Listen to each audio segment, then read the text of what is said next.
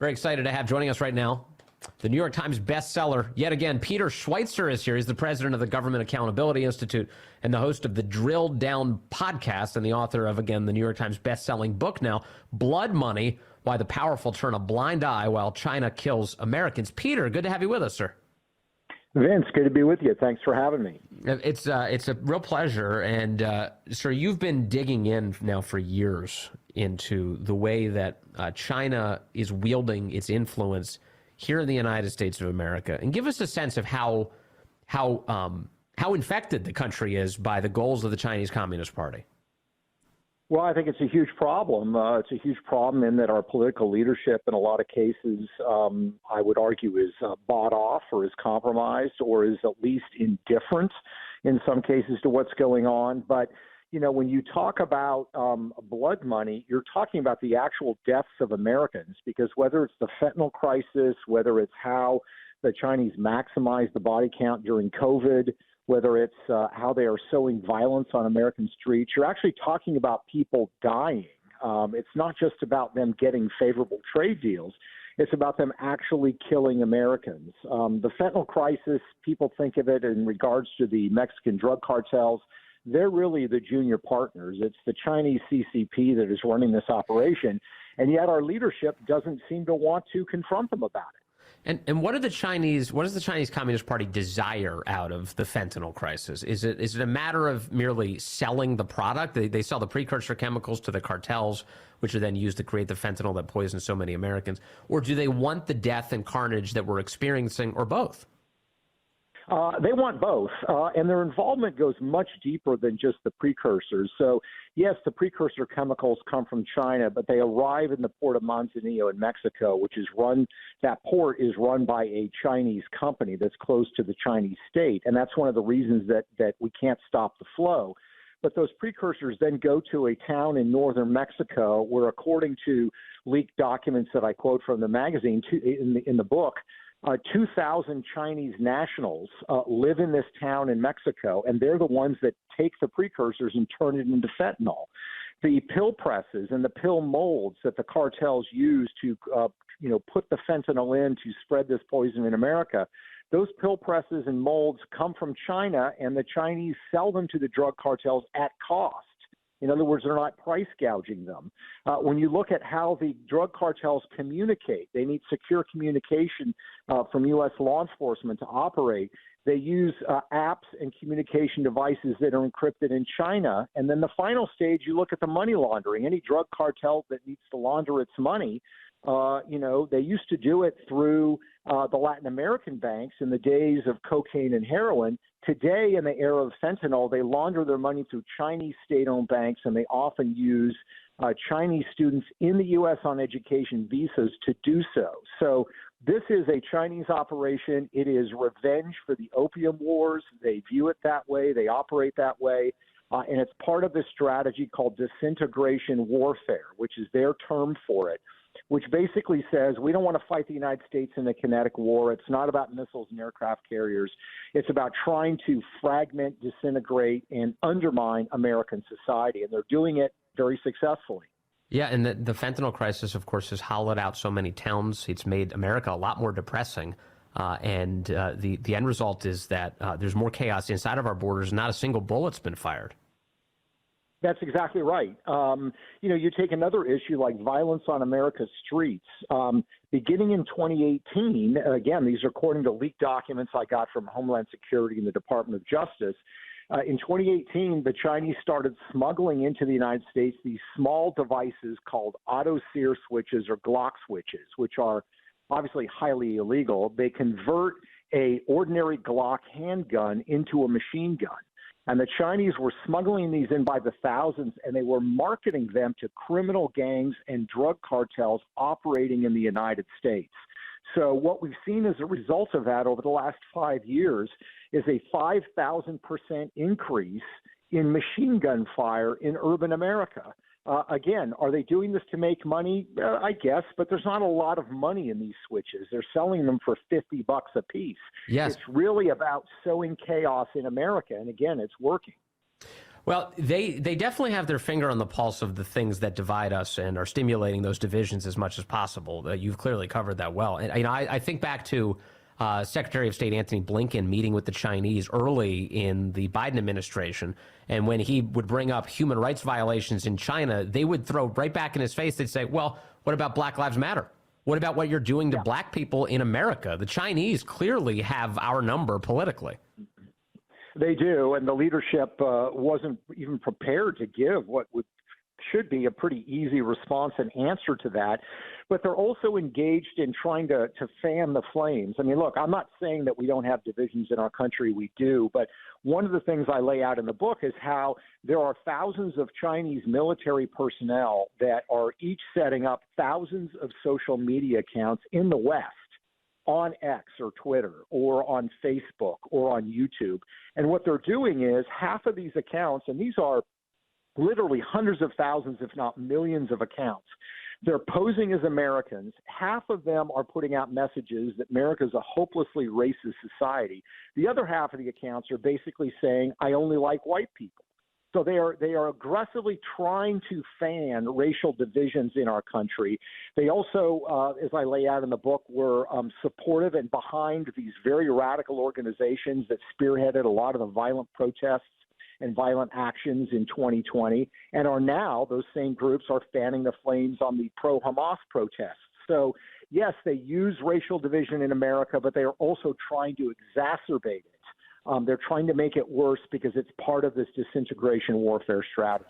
So then let's jump into the issue of TikTok then this week, because it was last year after October 7th, after Hamas led its terror attack into Israel. On TikTok, pro-Hamas sentiment went wild. It was all over that platform. And it's used predominantly by young Americans, but you've got, by TikTok's claims, they've got somewhere in the vicinity of 170 million Americans on TikTok. It's wild. And they obviously allowed sort of pro-terror sentiment to flourish there in order to create more divisions here in the United States. What role has TikTok had in all of this? Oh, they play a huge role. And there's several important things that people need to, I think, understand about TikTok. The first thing is ByteDance, this company, is joined at the hip with the Chinese state. It's not just that they're in China and that the CCP can tell them what to do. ByteDance actively works with the Chinese Ministry of State Security. They do research on how to manipulate people online. That's part of their research protocol. That when it was set up, TikTok in the West, it was specifically targeted at young children with the notion that this was going to be a parent-free zone.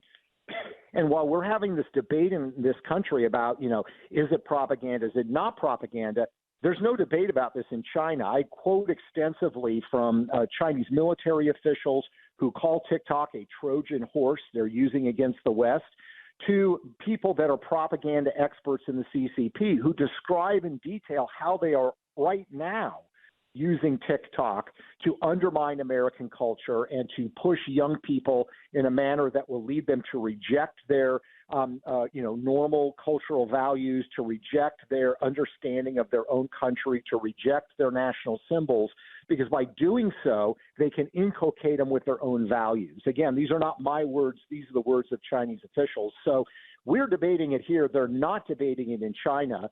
And you are literally have a company that is doing joint research with the Ministry of State Security in these sensitive areas that is getting unfettered access to our young people. And it's just crazy to me that people want to sit and debate whether this is even an issue. Yes, and in fact, I saw this week, just by way of example, I think it was Gallup who had a survey that said that now 30% of all young women in the United States, I believe between the ages of 18 and 26, now claim that they're all LGBTQ+. That 30% of young women say that. And I saw that number and I thought to myself, that's TikTok. That's TikTok right there. If you're looking for evidence of influence, there it is. Yeah, no, it is. And I mean, look, it's again, whatever one's position is on these issues, if you look at the trans movement that has developed over the last 4 or 5 years in America, two of the largest funders of the trans movement in America are actually Chinese-based billionaires. And I describe them, I name them in the book. Each of them have put millions of dollars, in one case has put tens of millions of dollars into the trans movement, research and activism. And here's the crazy part, Vince, neither one of them actually advocates for these positions in China. The situation for LGBTQ people in China is far worse than it is in America. And yet, these two billionaires are pushing this stuff in this country, but they are not actually pushing it in China. And I believe that is, again, part of this disintegration warfare, where you pick a issue that is going to cause conflict and division. Sure. You inject it into the country, and you lead this kind of chaos. If you really believed and advocated in this cause, I would think you would be pushing it in the country where that situation is far more perilous than it is in the United States. Right. They're provoking debates in the United States about reality itself. We're literally debating what reality is here in America. Yeah. Real quick, I want to stay on TikTok for just a moment, just because there is this debate in Washington this week about how best to handle it. This bill was put forward. It's meant to ban TikTok in the event that they don't divest from it. Do you think that this legislation was the right way to go about this? Yeah, I don't think there's any other way to do it. I have concerns about Facebook and other social media. I think we need to deal with this issue first. And look, the bottom line is, ByteDance, do they really want to say, well, we're just going to shut down TikTok? I think they want to sell this. You've got some American investors that could remain as investors, and then I think it should go to, an American entity. I don't think, by the way, if Mark Zuckerberg wanted to acquire this, that he would actually be allowed to. I mean, talk about an antitrust monopoly. Yeah. He's already got Facebook and he's already got Instagram. I just see no way that he would get it. Let's have a new company that will operate it. That gives us much more ability, if you have the right political leadership, to regulate and monitor this stuff. I am nervous, though, about the qualified divestiture portion of this legislation, which would allow Biden, the current president, to sign off on whoever purchases this thing. And obviously, the left has an immense interest in propagandizing the base prior to the election. Welcome to Talkville, the ultimate Smallville rewatch podcast. Title Transference aired October 27, 2004. Director James Marshall, writers Todd Slavkin, Darren Swimmer. I really like this episode, and I'm surprised that you don't like it as much as you thought you did. I actually respect your opinion more than I respect my own in general. When you say things are good and I check them out, they are. Jump in now or catch up on any of the past seasons of Talkville on YouTube or wherever you listen. You might not have any idea what to do or where to begin. When you have an unexpected passing or need to plan for a funeral, reach out to the name that has been trusted for years, Beavis. BeavisFH.com. Absolutely, no question about it. The challenge is I don't know what else you could do with regards to the bill. So I think it's just ban it. Just ban it. We don't need to divest it. Just ban it.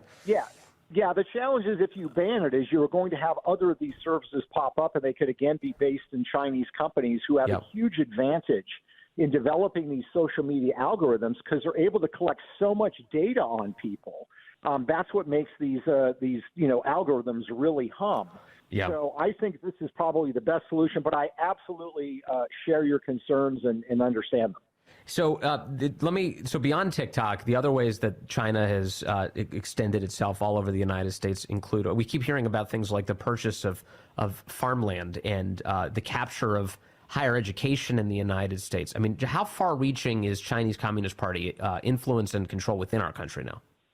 Well, it's massive. I mean, you think about land. One of the things that's going on is Chinese investors, of course, backed by the government, are buying land and setting up illegal marijuana growth across the United States. Yes. In the state of Maine alone, there are 300 known illegal marijuana grow operations run by Chinese nationals. And by the way, a lot of them are manned by Chinese who are illegally in the country. So when you wonder who are these Chinese nationals crossing the border from Mexico, the odds are overwhelming that some of these are going to be joining these illegal marijuana growing networks that go from Maine to California.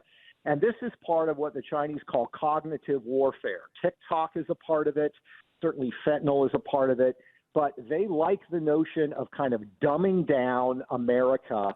It loses its sort of intellectual edge. And this marijuana, which is much more potent than the stuff sold legally, it's often laced with fentanyl, is absolutely part of this problem as well. And I know in California where they've been doing these illegal grows, they're often basically squatting on other people's land. They set up an operation, and typically it's like huge stretches of farmland, and people don't even realize they have an illegal grow being set up on some of their property. And then the grow is stealing power and water from the locals. In California, that's a huge deal. In Maine, if I understand correctly, most of Maine is actually owned by the paper companies. So there's got to be vast stretches of land there where they might not even be aware that the Chinese have set up a pretty extensive grow operation illegally. Well, that's correct. There is one case where a group of Chinese nationals bought an old abandoned elementary school, and they turned the gym and the classrooms into a marijuana grow operation. So, and then you have the problem, we don't actually know the full extent of Chinese land ownership in America. In the state of Maine, the largest foreign owners of land in Maine are Canadian. The problem is that Chinese nationals are setting up LLCs in Canada and then purchasing farmland. So our federal government says, well, these are Canadian landowners, but they're actually not. They're Chinese.